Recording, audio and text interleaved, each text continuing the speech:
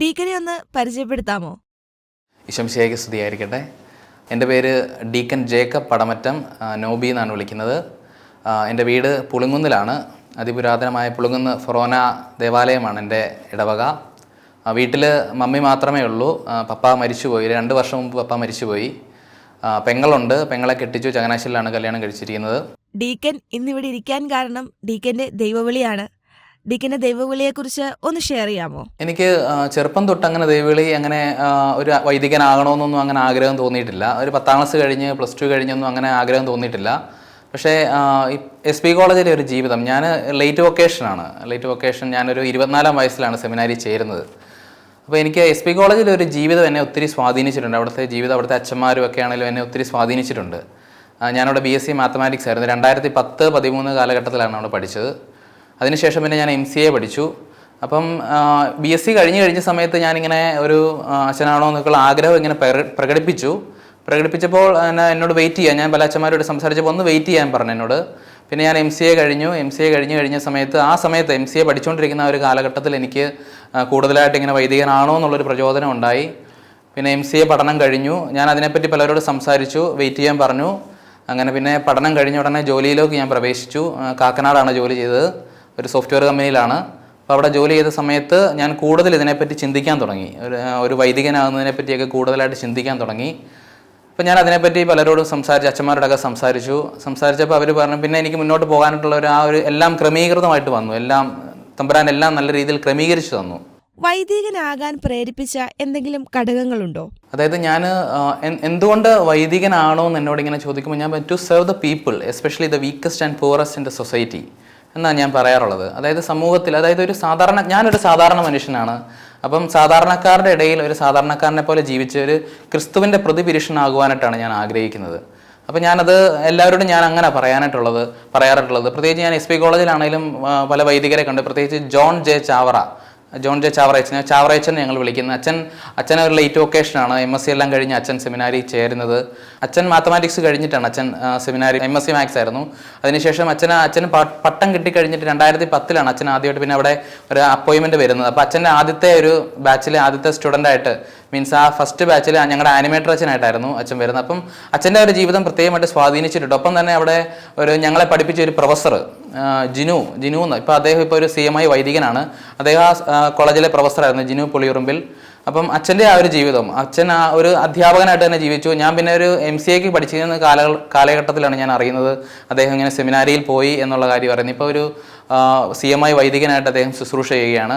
അതുപോലെ തന്നെ എൻ്റെ ബാച്ചിൽ എന്നെക്കാളും പ്രായം ഉണ്ടായിരുന്ന ആൾ, ബാച്ചിൽ 2010-13 ആ കാലഘട്ടത്തിൽ അഗസ്റ്റിൻ എന്ന് പറയുന്ന ഒരു അച്ഛൻ, CMI അച്ഛൻ സെമിനാരിയനായിരുന്നു. അങ്ങനെ അദ്ദേഹം കൂടെ പഠിച്ചിരുന്നു. അപ്പോൾ അവരുടെയൊക്കെ ഒരു ജീവിതം, പിന്നെ SP കോളേജിൽ നമ്മൾ കണ്ടും കേട്ടും ഒത്തിരി അനുഭവങ്ങളിലൂടെ നമ്മൾ പോകുന്നുണ്ട്. അപ്പോൾ ആ ഒരു ജീവിതങ്ങളെല്ലാം എന്നെ ഇങ്ങനെ ഒരു വൈദികനാകണം എന്നുള്ളൊരു പ്രചോദനം എനിക്കിങ്ങനെ നൽകിക്കൊണ്ടിരിക്കുകയാണ്. മറ്റുള്ളവരെ സഹായിക്കാൻ വേണ്ടി അച്ഛനാവണം എന്ന് തോന്നിപ്പിച്ചത് എന്തുകൊണ്ടാണ്? അതിനെ പ്രേരിപ്പിച്ച വിശുദ്ധനോ അതോ മറ്റെന്തെങ്കിലും സാഹചര്യങ്ങളോ ഉണ്ടോ? എനിക്ക് പാവപ്പെട്ടവരെ സഹായിക്കണമെന്ന്, അതായത് മമ്മി വീട്ടിലിങ്ങനെ, അതായത് നമ്മൾ വീട്ടിലിങ്ങനെ ആരെങ്കിലുമൊക്കെ വരും, സഹായമൊക്കെ ചോദിച്ചു വരുമ്പോൾ സ്വാഭാവികമായിട്ടും നമ്മളിങ്ങനെ ചോദിക്കാറുള്ളൊരു ചോദ്യമാണ്, പലരും ചോദിക്കുന്നത് കേട്ടിട്ടുണ്ട്. ഒരാൾ വീട്ടിലോട്ട് വന്നു കഴിയുമ്പോൾ നമ്മൾ ആളെ അടിമുടിയൊന്ന് നോക്കിയിട്ട് നമ്മൾ പറയുന്ന ഒരു കാര്യമാണ്, ഇവന് ആരോഗ്യത്തിന് വലിയ കുഴപ്പമൊന്നുമില്ല, ഇവനൊക്കെ വല്ല പണിയും ചെയ്ത് ജീവിച്ചോടെ എന്ന് സ്വാഭാവികമായിട്ടും ചോദിക്കും. അങ്ങനെ അപ്പം എൻ്റെ പപ്പ അങ്ങനെ ചോദിക്കുന്നത് ഞാൻ കേട്ടിട്ടുണ്ട് അങ്ങനെ. പക്ഷേ എൻ്റെ മമ്മി അവരെ കൈയഴിഞ്ഞ് സഹായിക്കുന്നത്, അവർക്ക് വേണ്ട കാര്യങ്ങൾ, ഇപ്പം ചിലപ്പോൾ പൈസയൊന്നും ആ സമയത്ത് കൊടുക്കാൻ കണ്ടെന്ന് വരത്തില്ല. അപ്പോൾ ചിലപ്പോൾ ഒരു പിടി അരിയായിരിക്കും കൊടുക്കുന്നത്, അല്ല ഒരു നേരത്തെ ഭക്ഷണമായിരിക്കും കൊടുക്കുന്നത്. മമ്മി അങ്ങനെ ചെയ്യുന്നത് ഞാൻ ചെറുപ്പം തൊട്ട് കണ്ടിട്ടുണ്ട്. പിന്നെ അതുകൂടാതെ നമ്മുടെ വൈദികരൊക്കെ ആണെങ്കിലും പലരും ഇങ്ങനെ ചെയ്യുന്നത് ഞാൻ കണ്ടിട്ടുണ്ട്. ഇപ്പം പാവപ്പെട്ട ആളുകളെ സഹായിക്കുന്നത്, ചിലപ്പോൾ അവരിൽ ഒരാളെ പോലെ ആയിരുന്നു അവരോട് കൂടെ നിന്നുകൊണ്ട് സഹായിക്കുന്നത്. ഞാൻ അതിൻ്റെ ഒരു പ്രാക്ടീസ് ചെയ്യുന്നതിൻ്റെ ഒരു ഭാഗമായിട്ട് ഈ ഒരു കാര്യം, പാവപ്പെട്ടവരെ സഹായിക്കുന്നതിന് പ്രാക്ടീസ് ചെയ്യുന്നത്, അത് ഞാനൊരു എന്നെ തന്നെ ഒരു പുകഴ്ത്തി പറയുകയോ അല്ലെങ്കിൽ എന്നെ മഹത്വവൽക്കരിക്കുകയോ ഒന്നും അല്ല ചെയ്യുന്നത്. അതായത് ഞാൻ ഞാൻ മംഗലപ്പുഴ സെമിനാറിലാണ് തിയോളജി പഠിച്ചത്. അപ്പോൾ ഞാൻ ആലുവയിലൊക്കെ ഇടയ്ക്ക് പോകുമ്പോൾ അവിടെ ആലുവ തെരുവിൽ ഇടയ്ക്ക് 1-2 പേർക്കൊക്കെ ഭക്ഷണം മേടിച്ചു കൊടുക്കാറുണ്ട്. അത് എൻ്റെ ആനിമേറ്റർ അച്ഛനും അറിയാം, എൻ്റെ ബാച്ചിലുള്ള വളരെ ചുരുക്കം ചിലർക്ക് അറിയാവുന്ന കാര്യമാണത്. അപ്പം ഞാൻ ഭാവിയിൽ ചെയ്യാനായിട്ട് ആഗ്രഹിക്കുന്ന കാര്യങ്ങൾ ഞാനിങ്ങനെ പ്രാക്ടീസ് ചെയ്യുന്നുണ്ടായിരുന്നു, ചെറിയ രീതിയിലൊക്കെ പ്രാക്ടീസ് ചെയ്യാറുണ്ടായിരുന്നു. നമ്മൾ പലപ്പോഴും കണ്ടിട്ടുള്ള കാര്യമാണ്, ഇങ്ങനൊരു വൈദികനാവണം അല്ലെങ്കിൽ എൻ്റെ ദൈവവിളി ഇതാണ് എന്ന് തിരിച്ചറിഞ്ഞു കഴിയുമ്പോൾ പലരും നിരുത്സാഹപ്പെടുത്താൻ ശ്രമിക്കുന്നതായിട്ട്. അങ്ങനെ ഡീക്കൻ്റെ ഈ ഒരു ദൈവവിളിയെ നിരുത്സാഹപ്പെടുത്താൻ ശ്രമിച്ച ആരെങ്കിലുമൊക്കെ ജീവിതത്തിൽ ഉണ്ടായിട്ടുണ്ടോ? ഞാൻ വൈദികനാകാനായിട്ട് ഇങ്ങനെ ഒരു തീരുമാനം എടുക്കുമ്പോൾ ഒത്തിരി പേര് എതിരായിട്ട് ഞാൻ എപ്പോഴും ചിന്തിക്കുന്ന ഒരു കാര്യം ഇതാണ്. അതായത് നമ്മൾ ഏതെങ്കിലും ഒരു നല്ലൊരു കാര്യം ഒരു സന്യാസ ജീവിതത്തിലോട്ടോ അല്ലെങ്കിൽ ഒരു പൗരോഹിത്യ ജീവിതത്തിലോട്ടോ അങ്ങനെ നമ്മളൊരു ആഗ്രഹിച്ചിരിക്കുമ്പോൾ തന്നെ നമുക്ക് ഓപ്പോസിറ്റായിട്ട് ലോകത്തിൽ നിന്ന് ഒത്തിരി പ്രലോഭനങ്ങൾ നമ്മുടെ കണ്ണിന് കൗതുകകരമായിട്ട് നമ്മളെ ഒത്തിരി സ്വാധീനിക്കുന്ന പല കാര്യങ്ങളും നമ്മുടെ ഇടയിലേക്ക് കടന്നു വരും. അങ്ങനെ ഞാനിപ്പോൾ ഒരു വൈദികനാകാനായിട്ടുള്ള തീരുമാനം എടുത്ത സമയത്ത് ഒത്തിരി പേരെന്നെ നിരുത്സാഹപ്പെടുത്തി. അത് നീ എന്നെ കൂട്ടുകാർ പറഞ്ഞു, നീ എന്നെ മണ്ടത്തരമാണ് കാണിക്കുന്നത്, നിനക്ക് വേറെ പണിയൊന്നുമില്ലേ എന്ന് പറഞ്ഞ് എന്നോട് ചോദിച്ച ഒത്തിരി പേരുണ്ട്. അതായത് നീ ഇത്രയും പഠിച്ചു, ഇനി നിനക്കൊരു കല്യാണം കഴിച്ച് ഒന്ന് സുഖമായിട്ട് ജീവിച്ചുകൂടെ? അതായത് അപ്പോൾ ഒത്തിരി പേര് അങ്ങനെ ചോദിച്ചു. അല്ലെങ്കിൽ വീട്ടിൽ നിന്ന് തന്നെ പറഞ്ഞിട്ടുള്ളൊരു കാര്യമാണ്. അതായത് ഇനി നമ്മുടെ തലമുറ നിന്ന് പോകുമല്ലോ എന്നൊക്കെ ഇങ്ങനെ ഒരു ചോദ്യങ്ങൾ ചോദിച്ചിട്ടുണ്ട്. അങ്ങനെ കാരണം ഞാൻ ഒറ്റ മോനാണ്, പിന്നെ ഒരു പെങ്ങളോ ഉള്ള ഒരാൾ, ഇപ്പോൾ തലമുറ നിന്ന് പോകത്തില്ലേ അങ്ങനെയൊക്കെ ഒരു ചോദ്യം ചോദിച്ചു. പിന്നെ നിനക്കിങ്ങനെ ഈ വീടും സ്ഥലമൊക്കെ. അപ്പം എനിക്കും ആദ്യം പണ്ട് അങ്ങനെ ഒരു ചിന്ത ഉണ്ടായിരുന്നു. അതൊക്കെ അങ്ങനെ ഓക്കെ, ഇതൊക്കെ വേറെ ആർക്കെങ്കിലും പോകുമല്ലോ. പക്ഷെ പിന്നീട് ഞാനിങ്ങനെ ആലോചിച്ചു, സത്യം പറഞ്ഞാൽ ഇതൊക്കെ ഒരു നൈമൻഷികമാണ്. അതായത് എനിക്ക് ഇതിലോടൊന്നും എനിക്ക് ഈശോയുടെ കൂടെ കൂടുതലായിട്ടായിരിക്കാൻ എനിക്ക് താല്പര്യം കൂടുതൽ. അതായത് ഒരു സാധാരണ മനുഷ്യൻ ചെയ്യുന്നതിനേക്കാൾ അപ്പുറമായിട്ട് ഒരു പുരോഹിതന് ചെയ്യാൻ സാധിക്കുമെന്നുള്ളൊരു ബോധ്യം എനിക്കുണ്ട്. ഡീക്കൻ പറഞ്ഞു, ഡീക്കൻ അച്ഛനാവുന്നതിൻ്റെ പ്രധാന ലക്ഷ്യം പാവപ്പെട്ടവരെ സഹായിക്കുക എന്നുള്ളതാണ്. അങ്ങനെ ആയിരുന്നെങ്കിൽ ഇതുപോലെ മിഷൻ പ്രവർത്തനങ്ങൾ ചെയ്യുന്ന മറ്റ് കോൺഗ്രിഗേഷനുകൾ ഉണ്ടായിരുന്നല്ലോ, അവിടെ ചേരാതെ എന്തുകൊണ്ട് ഇടവക പട്ടം തിരഞ്ഞെടുത്തു? അതായത് എനിക്ക് ആഗ്രഹം നല്ലപോലെ കലശലായിട്ട് വരുന്നൊരു സമയമെന്ന് പറയുന്നത് SP കോളേജിൽ ഒരു BSc കഴിഞ്ഞ അവസാന വർഷമൊക്കെ ആയപ്പോഴാണ് എനിക്കൊരു വൈദികനാണോ എന്നുള്ള ആഗ്രഹം. ഞാനപ്പോൾ ഇത് വീട്ടിലിങ്ങനെ പറഞ്ഞു, മമ്മിയോട് ഇങ്ങനെ പറഞ്ഞു. ഓക്കെ, അപ്പം മമ്മി അപ്പോൾ അവർക്കൊരു വിഷമമായിരുന്നു ആദ്യം. പപ്പായ്ക്കൊക്കെ ആണെങ്കിലും ഒരു വിഷമമാണ്. എൻ്റെ പപ്പ താമസിച്ചാണ് വിവാഹം കഴിച്ചത്. ആളൊരു 45-ാം വയസ്സിലാണ് വിവാഹം കഴിക്കുന്നത്. കുടുംബത്തിൽ അവർ 12 മക്കളാണ്. പപ്പയാണ് ഏറ്റവും അവസാനം വിവാഹം കഴിക്കുന്നത്. അപ്പോൾ പപ്പാനെ സംബന്ധിച്ച് പപ്പ ചിന്തിക്കുന്ന ഒരു കാര്യം, പപ്പായ്ക്ക് ഇച്ചിരി പ്രായമായിട്ടുണ്ടായ മോൻ, അപ്പോൾ വയസ്സാകുമ്പോൾ പപ്പാനെ നോക്കേണ്ട മകനാണ്, ഒരു മകനേ ഉള്ളൂ. അങ്ങനത്തെയൊക്കെ ഒരു ചിന്തയാണ് പപ്പായ്ക്ക് ഉണ്ടായിരുന്നത് കൂടുതലായിട്ട്. മമ്മി പക്ഷേ സമ്മതമായിരുന്നു, പെങ്ങളും സമ്മതമായിരുന്നു. പക്ഷേ ഞാനപ്പോൾ അച്ഛന്മാരോട് ഇതിനെപ്പറ്റി സംസാരിച്ച് കഴിഞ്ഞപ്പോൾ അവരെന്നോട് പറഞ്ഞ കാര്യം, ഒന്ന് വെയിറ്റ് ചെയ്യും, ഒരു 2 വർഷം കൂടെ ഒന്ന് വെയിറ്റ് ചെയ്യും എന്ന് പറഞ്ഞു. അപ്പോൾ ഞാൻ പിന്നെ ആ ഒരു വെയിറ്റ് ചെയ്യേണ്ട ആ ഒരു കാലയളവിലാണ് ഞാൻ MCAക്ക് ചേരുന്നത്. അപ്പോൾ എൻട്രൻസ് എഴുതി ക്യുസാറ്റിലാണ് പഠിച്ചത്. അപ്പോൾ MCA എൻട്രൻസ് എഴുതി കിട്ടി. അപ്പോൾ അങ്ങനെ ആ ഒരു 3 വർഷക്കാലം പഠിച്ചു. അപ്പോൾ പഠിച്ച ഒരു കാലയളവിൽ ഒരു സെക്കൻഡ് ഇയർ ആയപ്പം ഞങ്ങളുടെ ക്ലാസ്സിൽ ചുമ്മാ ഒരു ചോദ്യം മിസ് ഇങ്ങനെ ചോദിക്കുവാണ്, നിങ്ങൾക്ക് ആരാകാനായിട്ടാണ് ആഗ്രഹം എന്ന് ഇങ്ങനെ ഒരു ചോദ്യം ചോദിക്കുവാണ്. അപ്പോൾ ചോദിക്കുമ്പോൾ തന്നെ ഇങ്ങനെ എല്ലാവരും പറയണം സോഫ്റ്റ്വെയർ എഞ്ചിനീയർ, പ്രൊഫസർ, MTech പഠിക്കണം, അങ്ങനെ പല പല ആഗ്രഹങ്ങൾ പറയുകയാണ്. അപ്പോൾ കൂടെ ഞങ്ങളുടെ ബാച്ചിൽ പഠിക്കുന്നതിൽ വളരെ ചുരുക്കം ചിലരോ ക്രിസ്ത്യാനികൾ, ഒരു 3-4 പേരോ ക്രിസ്ത്യാനികളുള്ളൂ. ബാക്കി കൂടുതലും മുസ്ലിംസും ഹിന്ദുസും ഒക്കെയാണ് കൂടുതലും പഠിക്കുന്നത്. അപ്പം ഇങ്ങനെ ചോദിച്ച വഴിക്ക് എൻ്റെ ടേൺ എത്തിയപ്പോൾ ഞാൻ പറഞ്ഞു, എനിക്കൊരു പുരോഹിതനാകാൻ ആഗ്രഹം എന്ന് പറഞ്ഞു. അപ്പോൾ ക്ലാസ്സിൽ എല്ലാവരും ഭയങ്കര ചിരിയാണ്. പുരോഹിതനാകാൻ ആഗ്രഹം എന്ന് പറഞ്ഞപ്പോൾ ഭയങ്കര ചിരി എല്ലാവരും. എൻ്റെ ആ ക്ലാസ്സിലെ ചാർജ് ഉണ്ടായിരുന്ന മിസ്സ്, ഞങ്ങളുടെ ബാച്ചിൻ്റെ ചാർജ് ഉണ്ടായിരുന്ന മിസ്സ് ചെന്ന് സ്റ്റാഫ് റൂമിൽ ചെന്ന് പറഞ്ഞു, നമ്മുടെ നോബി ഇങ്ങനെ പറയുന്നത് കേട്ടോ പുരോഹിതനാകാനായിട്ട്. എനിക്ക് കേട്ടപ്പോൾ തന്നെ വലിയ അത്ഭുതമായി പോയെന്ന് പറഞ്ഞു. അങ്ങനെ പറഞ്ഞു. ഞാനപ്പം ഒരു റെക്കോർഡ് എടുക്കാനായിട്ട് ഞാൻ സ്റ്റാഫ് റൂമിൽ ചെന്ന സമയത്ത് ഞങ്ങളുടെ എച്ച് ഒ ഡി പുള്ളിക്കാരി എന്നോട് ചോദിച്ചു, നോബിയെ ഇങ്ങനെ കേട്ടല്ലോ, അച്ഛനാകാൻ പോകണമെന്നൊക്കെ കേട്ടല്ലോ, അപ്പോൾ ഭയങ്കര പണിയാണ് കേട്ടോ അത് അവിടെ ചെന്ന് കഴിഞ്ഞാൽ പന്നിയൊക്കെ കുളിപ്പിക്കേണ്ടി വരും കേട്ടോ എന്ന് പറഞ്ഞു. ഒത്തിരി പണിയുണ്ട്. ഞാനപ്പം മിസ്സിനോട് അന്ന് പറഞ്ഞൊരു കാര്യം ഇതാണ്, മിസ്സേ, നമ്മുടെ ജീവിതത്തിൽ എന്തെങ്കിലുമൊക്കെ ഉപേക്ഷിച്ചാൽ മാത്രമേ നമുക്ക് എന്തെങ്കിലുമൊക്കെ നേടിയെടുക്കാൻ പറ്റത്തുള്ളൂ. അല്ലാതെ അങ്ങനെ ഒരു ചോദ്യം ഞാൻ മിസ്സിനോടൊന്ന് പറഞ്ഞു. ഓക്കെ, അതങ്ങനെ അവിടെ കഴിഞ്ഞു. അങ്ങനെ 3-ാം വർഷവും കഴിഞ്ഞു. MCA കഴിഞ്ഞ് ഞാൻ പാസ്ഔട്ടായി, ജോലി കിട്ടി. അപ്പോൾ ജോലി ചെയ്തുകൊണ്ടിരിക്കുന്ന ഒരു സമയത്താണ് കൂടുതൽ വീണ്ടും കലശലായിട്ട് ഇങ്ങനെ ഒരു ആഗ്രഹം, ഒരു വൈദികനാകണം എന്ന്. ഞാനിങ്ങനെ ഓഫീസിലിരുന്ന് ഇങ്ങനെ ആലോചിക്കും. ഞാനിങ്ങനെ ഇരുന്ന് പേപ്പറിൽ ഇങ്ങനെ ഓരോന്ന് എഴുതും, അതുമായിട്ട് റിലേറ്റ് ചെയ്ത കുറച്ച് കാര്യങ്ങളൊക്കെ എഴുതും. അപ്പോൾ തന്നെ അവിടുത്തെ ഒരു സീനിയർ ആയിട്ടുള്ള അദ്ദേഹത്തിൻ്റെ ഒരു വ്യക്തിയുടെ അനീബ് അദ്ദേഹത്തിൻ്റെ ഒരു ജൂനിയറായിട്ടാണ് ഞാൻ അവിടെ ചെന്നതേ ഉള്ളൂ. അപ്പോൾ അദ്ദേഹത്തിനോട് ഞാനിങ്ങനെ ഈ കാര്യമൊക്കെ പറഞ്ഞു, അനീബേട്ട എനിക്കിങ്ങനെ ഒരു ആഗ്രഹമുണ്ട്, ഞാനിത് പലപ്പോഴായിട്ട് ചിന്തിച്ചിട്ടുണ്ട്, ഭയങ്കര കലശലായിട്ട് ഇങ്ങനെ ആഗ്രഹമാണ്. അപ്പോൾ അദ്ദേഹം പറഞ്ഞു, നോബി അപ്പം നീ എന്തായാലും പ്രാർത്ഥിക്കുക, അദ്ദേഹം ഒരു കോതമംഗലംകാരനാണ്. അദ്ദേഹം പറഞ്ഞു, നോബി നീ പ്രാർത്ഥിക്കുക എന്ന് പറഞ്ഞ് പ്രാർത്ഥിക്കും. അപ്പോൾ ഞാൻ എന്നിട്ട് വീട്ടിൽ ഇങ്ങനെ അവധിക്ക് വരും, എല്ലാ ആഴ്ചയും ഞാൻ വരും അവധിക്ക്, എറണാകുളത്തുനിന്ന് വീട്ടിൽ വരും, പുളുങ്ങുന്നി വന്നു കഴിഞ്ഞാൽ അങ്ങനെ ഒരു സമയത്താണ് ഒരു അച്ഛൻ്റെ ഒരു സെൻഡ് ഓഫ് നടക്കുവാണ് പള്ളിയിൽ, പരിഷാളിൽ ഇങ്ങനെ ഒരു സെൻഡ് ഓഫ് നടക്കുവാണ്. അപ്പോൾ ഞാൻ ഈ വാതുക്കൽ ഇങ്ങനെ പോയി നിൽക്കുവാണ്, ഇങ്ങനെ പോയി നിന്ന് ഇതിങ്ങനെ കേട്ടോണ്ട് നിൽക്കുകയാണ്. അപ്പോൾ അച്ഛൻ പറഞ്ഞ ഒരു ഡയലോഗ്, അച്ഛന് സെൻഡ് ഓഫിന് ഒരു കൊച്ചച്ഛനാണ്, അച്ഛൻ ട്രാൻസ്ഫറായി പോവാണ്. അപ്പോൾ അച്ഛൻ അവിടെ മൈക്കിൽ കൂടെ വന്ന അച്ഛൻ്റെ ആദ്യത്തെ ഡയലോഗ് ഇതാണ്. അച്ഛൻ പറഞ്ഞു, ഒരു പുരോഹിതൻ്റെ ജീവിതം എന്ന് പറയുന്നത് പെട്ടിയിലാകുന്നത് വരെ പെട്ടിയും തൂക്കിക്കൊണ്ടുള്ള ഒരു യാത്രയാണ് ഒരു പുരോഹിതൻ ജീവിതം. ഞാൻ ആ വാതിക്കൽ ഇങ്ങനെ പരിശോധന വാതിക്കൽ ഇങ്ങനെ ഇതും കേട്ടോണ്ട് നിൽക്കുവാണ്. എനിക്ക് പെട്ടെന്ന് ഇതങ്ങ് എൻ്റെ ചങ്കിലങ്ങ് തറച്ചു കയറി ഒരു കാര്യം, ആ ഒരു വാക്യം. ഞാൻ എന്നിട്ടൊന്ന് വീട്ടിലോട്ട് ചെന്നിട്ട് മമ്മിയോട് പറഞ്ഞു, അമ്മേ ഞാൻ പറഞ്ഞു ഞാൻ ഇപ്പോഴും ആ ഒരു ഇമേജ് നല്ലപോലെ ഓർക്കുന്നുണ്ട്. അടുക്കള വശത്ത് ആ വാതിലിൻ്റെ പടിയെ ഞാൻ ചാരി എന്നിട്ട് മമ്മിയോട് ഇങ്ങനെ ചോദിക്കണം, അമ്മേ ഞാൻ അച്ഛനാകാൻ പോട്ടെ എന്ന് ചോദിച്ചു. മമ്മി പറഞ്ഞാൽ നീ പൊക്കോളാന്ന് എന്നോട് പറഞ്ഞു. പെങ്ങളോട് ചോദിച്ചടി പൊക്കോട്ടെ, അവളും പറഞ്ഞു പൊക്കോളാൻ പറഞ്ഞു. പക്ഷേ പപ്പായോട് ചോദിച്ചപ്പോൾ പപ്പായ്ക്ക് ഒരു എതിർപ്പായിരുന്നു. പിന്നീട് ഞാൻ സെമിനാരിലൊക്കെ ചേർന്ന് കഴിഞ്ഞിട്ട് 1 വർഷം കഴിഞ്ഞ് ഞാൻ തിരിച്ചു വന്നു കഴിഞ്ഞപ്പം മീൻസ് 1 വർഷം കഴിഞ്ഞ് ഞാൻ അവധിക്ക് വന്നു കഴിഞ്ഞപ്പോൾ പപ്പ എന്നോട് ചോദിക്കുന്ന ചോദ്യം നീ എപ്പോഴാണ് തിരിച്ചു പോകുന്നതെന്നാണ് ചോദിക്കുന്നത്. അതായത് പപ്പ പിന്നെ ആ ഒരു റിയാലിറ്റി അത് അക്സെപ്റ്റ് ചെയ്തു പപ്പ. അങ്ങനെ ആ ഒരു സന്തോഷകരമായിട്ടുള്ള ഒരു അനുഭവമായിരുന്നു എനിക്കങ്ങനെ. ഏത് വർഷമാണ് സെമിനാരിയിൽ ചേർന്നത്? അതുപോലെ ഏത് സെമിനാരിയിൽ നിന്നായിരുന്നു തുടക്കം? ഞാൻ 2017 ജൂൺ 17 ആദ്യമായിട്ട് കുറിച്ചി മൈനർ സെമിനാരി ചേരുന്നത്. എനിക്ക് സംശയം ഉണ്ടായിരുന്നു. എനിക്കറിയത്തില്ല സത്യം പറഞ്ഞാൽ ഈ സെമിനാരി രൂപത എന്താ, കോൺഗ്രിഗേഷൻ എന്താ, ഇതിനെപ്പറ്റി ഒന്നും എനിക്കൊരു ധാരണയില്ല. ഞാൻ ഈ ഓഫീസിലിരുന്ന് ഇങ്ങനെ ചിന്തിക്കും സെമിനാരി ചേരണം അച്ഛനാണോ, ഈ ഒരു ചിന്ത മാത്രമേ ഉള്ളൂ. ഞാൻ എന്നിട്ട് ഏത് സെമിനാരി ചേരണം ഞാനിങ്ങനെ നെറ്റിൽ ഇങ്ങനെ സെർച്ച് ചെയ്തപ്പോൾ തന്നെ എനിക്ക് കിട്ടിയത് കുറിച്ചി മൈനർ സെമിനാരി. എന്നിട്ട് അവിടുത്തെ ആ സമയത്തെ റെക്ടറൻ സായനച്ചൻ സെബാസ്റ്റ്യൻ വലിയ പറമ്പിലച്ഛൻ, അച്ഛൻ്റെ ഒരു ഇമേജാണ് തെളിഞ്ഞു വന്നത്. അപ്പം ഞാൻ അച്ഛനോട് ഞാനപ്പം തന്നെ ഫോൺ ഡയൽ ചെയ്തിട്ട് പറഞ്ഞു, അച്ഛാ എൻ്റെ പേര് നോബി എന്നാണ്, അച്ഛൻ ഞാനിങ്ങനെ സെമിനാരി ചേരാൻ ആഗ്രഹിക്കുന്നുണ്ടെന്ന് പറഞ്ഞു. അപ്പോൾ അച്ഛനോട് ചോദിച്ചു മോൻ എത്രാം ക്ലാസ്സിലാണ് പഠിക്കുന്നത്, 10ാം ക്ലാസ് കഴിഞ്ഞോ എന്ന് ചോദിച്ചു. ഞാൻ പറഞ്ഞു അച്ഛാ ഞാൻ 10ാം ക്ലാസ് കഴിഞ്ഞ് ഞാനിപ്പോൾ ഒരു PG അങ്ങനെ ഞാൻ ജോലി ചെയ്യുവാണെന്ന് പറഞ്ഞു. അപ്പോൾ അച്ഛൻ പറഞ്ഞു ഓക്കെ മോനെ. അച്ഛന് വലിയ സന്തോഷമായി. അപ്പോൾ അച്ഛനോട് പറഞ്ഞു ഇന്ന ദിവസം ക്യാമ്പുണ്ട്, അപ്പോൾ നമുക്ക് ഈ ക്യാമ്പ് കൂടിയാൽ മാത്രമേ നമുക്ക് മുന്നോട്ട് പോകാൻ പറ്റത്തുള്ളൂ, അപ്പോൾ ക്യാമ്പിന് വരാൻ എന്നോട് പറഞ്ഞു. അപ്പോൾ ഞാനിത് വീട്ടിൽ അവതരിപ്പിച്ച് കഴിഞ്ഞപ്പോൾ ഒത്തിരി പേര്, ഏറ്റവും വളരെ ക്ലോസ് ആയിട്ടുള്ളവർ കുറേ എതിരായിരുന്നു ഇതിനോട്. ഞാൻ ആദ്യമേ പറഞ്ഞ പോലെ തന്നെ എതിരഭിപ്രായമായിരുന്നു ഇതിനോട്, നീ പോകണ്ട, പല കാര്യങ്ങളും മോഹന വാഗ്ദാനങ്ങൾ എൻ്റെ മുമ്പിലോട്ട് ഇങ്ങനെ വെച്ച് നീട്ടുവാണ്.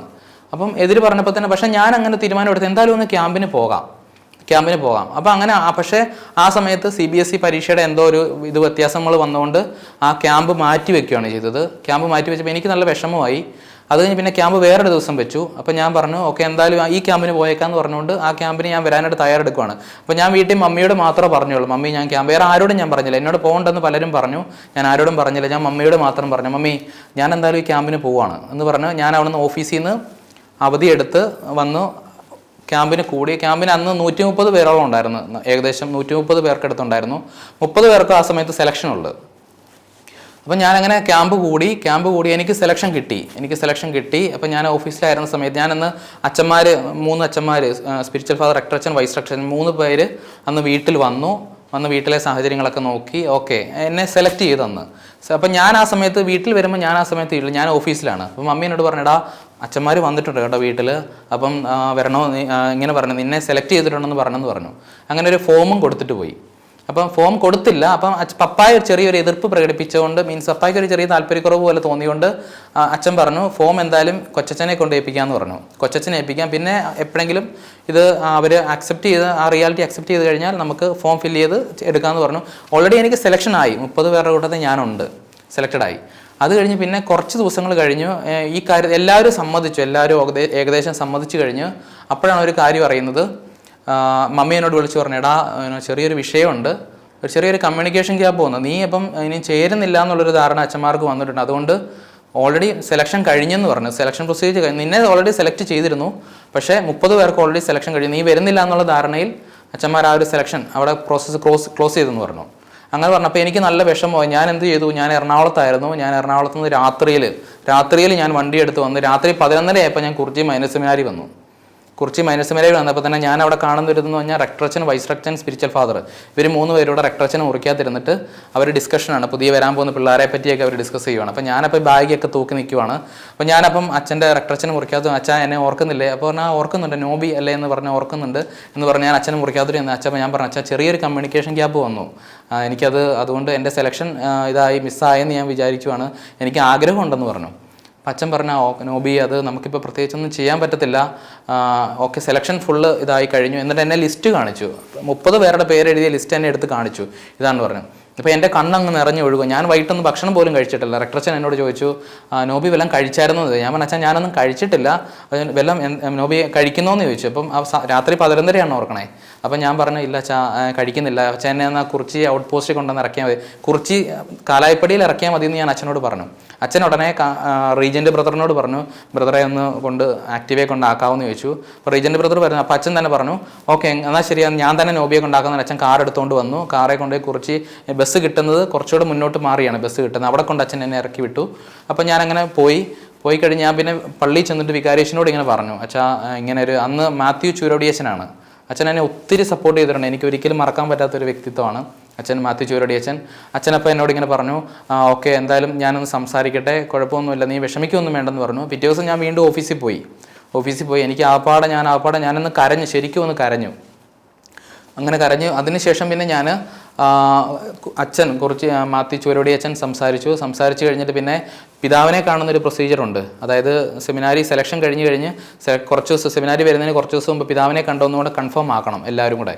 അപ്പം അതിൻ്റെ ഒരു ഭാഗമായിട്ട് ഓൾറെഡി അപ്പം അതിനൊരു 2 ദിവസം മുമ്പ് ചൂരോടി അച്ഛൻ എന്നെ വിളിച്ചിട്ട് പറഞ്ഞു, നോബി നിനക്ക് സെലക്ഷൻ ആയിട്ടുണ്ട്, 30 പേർക്കാണ് സെലക്ഷൻ ഉള്ളത്, നീ 31ാമത്തെ ആളാണ് പറഞ്ഞു. അങ്ങനെ 31ാമത്തെ ആളായിട്ട് ഞാൻ സെമിനാരി ചേരുവാണ്. അപ്പം എനിക്ക് സെമിനാരി ചേരുന്നതിന് മുമ്പ് ഒത്തിരി പേര് എന്നോട് പറഞ്ഞു, അതായത് ലേറ്റ് വൊക്കേഷൻ ആയതുകൊണ്ട് അവിടെ ചെന്ന് കഴിയുമ്പോൾ നല്ല ബുദ്ധിമുട്ടുണ്ടാവും എന്ന് പറഞ്ഞു. അതായത് കൊച്ചു പിള്ളേർ 10ാം ക്ലാസ് കഴിഞ്ഞ് +2 കഴിഞ്ഞ് വരുന്ന പിള്ളേരൊക്കെയാണ്. അപ്പോൾ അവരുടെ കൂടെയൊക്കെ നമ്മളൊന്ന് അവരുടെ ആ ഒരു ലെവലിലോട്ടൊക്കെ വന്ന് അങ്ങനെ വരേണ്ടി വരും. അപ്പോൾ അവരുമായിട്ട് നമുക്ക് ചിലപ്പോൾ പിടിച്ചിരിക്കാൻ പറ്റത്തില്ല, വൊക്കേഷണൽ ക്രൈസിസ് ഉണ്ടാവും എന്നൊക്കെ പറഞ്ഞു. സെമിനാരി വന്ന് ഫസ്റ്റ് ഡേ റെക്ടറച്ചൻ പറഞ്ഞൊരു കാര്യം ഇതാണ്, ക്ലാസ്സിൽ പറഞ്ഞൊരു കാര്യം ഇതാണ്, ഓക്കെ നിങ്ങൾ ഇപ്പം 1ാം വർഷമാണ് ഇവിടെ, കണ്ണടച്ച് തുറക്കുമ്പോൾ തന്നെ നിങ്ങൾ വൈദികനാകുമെന്ന് പറഞ്ഞു. സത്യം ഞാനിപ്പോൾ ഇന്ന് വളരെ സന്തോഷത്തോടെ അച്ഛൻ്റെ വാക്കുകൾ ഇപ്പോഴും ഓർക്കുവാണ്. കണ്ണടച്ച് തുറന്നപ്പോൾ തന്നെ ഞാൻ ഈ ഒരു ഇതിലോട്ട് എത്തി, ഒരു പൗരോഹിത്യം എന്ന് പറയുന്ന ആ ഒരു മഹനീയ മുഹൂർത്തത്തിലൂടെ ഞാൻ എത്തിയിരിക്കുകയാണ്. അപ്പോൾ ഒത്തിരി സന്തോഷമുണ്ട്. എൻ്റെ കൂടെ അന്ന് എനിക്കൊരു ഭയങ്കര ബുദ്ധിമുട്ടുണ്ടായിരുന്നു, ഇനി ആരെങ്കിലും ഭയങ്കര ക്രൈസിസ് ഉണ്ടാവുമോ എന്നൊക്കെയുള്ളൊരു ചിന്തയുണ്ടായിരുന്നു. പക്ഷേ എൻ്റെ കൂടെ 3 പേര്, അന്ന് ലൈറ്റ് വൊക്കേഷൻകാർ 3 പേരുണ്ടായിരുന്നു. ഒരാൾ ഇടയ്ക്ക് വെച്ച് പോയി, 2 പേരുണ്ട്. ഒരാൾ ഡാരൻ എന്ന് പറയുന്ന ബ്രദർ CET പഠിച്ചതാണ്. അദ്ദേഹം എനിക്കൊരു നല്ല സപ്പോർട്ടായിട്ട്, അവർ 3 പേര് സപ്പോർട്ടായിട്ടുണ്ടായിരുന്നു. അങ്ങനെ ഫസ്റ്റ് ഇയറിൽ നിന്ന് നേരെ 4th ഇയറിലോട്ടാണ് പോകുന്നത്, നിരണ സെമിനാരിയിലോട്ട്. അന്ന് ഈ 4th ഇയർ സിസ്റ്റം പണ്ടുണ്ടായിരുന്നതാണ് നിരണത്ത്. പിന്നെ അത് റീസ്റ്റാർട്ട് ചെയ്ത ആദ്യത്തെ ബാച്ചിലുള്ളതാണ് ഞങ്ങൾ 2 പേര്. ഈ വർഷം പട്ടം കിട്ടുന്നതിൽ 2 പേര് ഞാനും ഡാരൻ ബ്രദറും ഉള്ളതാണ്. അങ്ങനെ ക്രിസ്റ്റി കൂട്ടുമേലച്ഛനായിരുന്നു ആ സമയത്ത് ഞങ്ങളുടെ ആനിമേറ്റർ ആയിട്ടുണ്ടായിരുന്നത്. അപ്പം ആ ഒരു 4th ഇയർ ജീവിതമൊക്കെ എന്നെ ഒത്തിരി വളർത്തിയിട്ടുണ്ട്.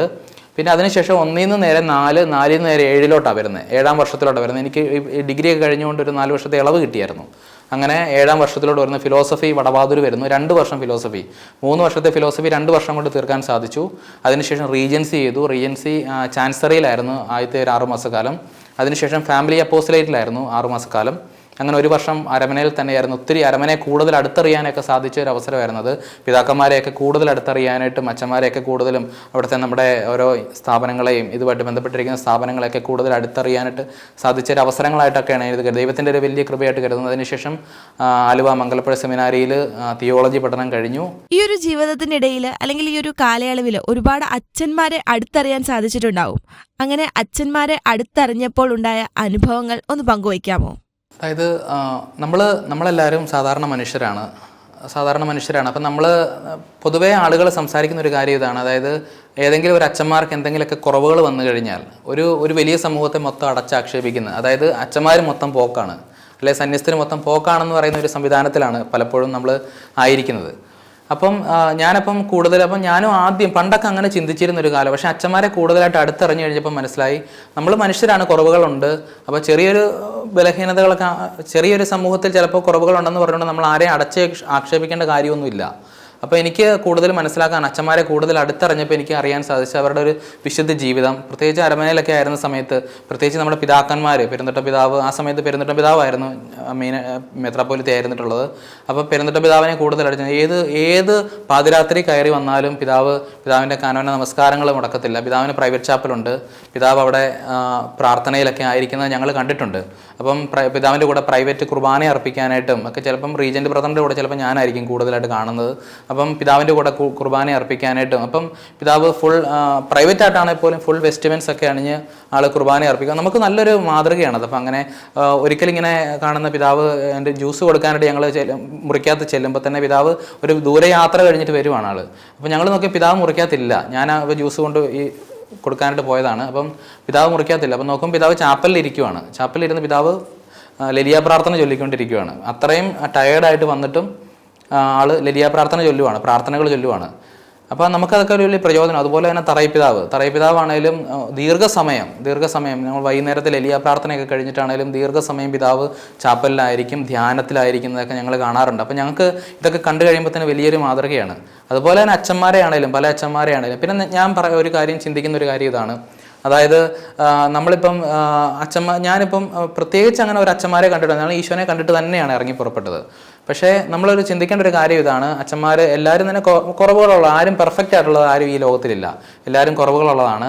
പക്ഷെ നമ്മൾ അങ്ങനെ ആരെയും ഒരു കുറവുകളോട് നമ്മൾ എന്തെങ്കിലും ഒരു കുറവ് വന്നു കഴിഞ്ഞാൽ ഉടനെ നമ്മൾ അവർ പോക്കാണ്, അല്ലെങ്കിൽ അവർ ശരിയല്ല എന്നുള്ള രീതിയിൽ അങ്ങനെ വിധിക്കേണ്ട കാര്യമൊന്നുമില്ല.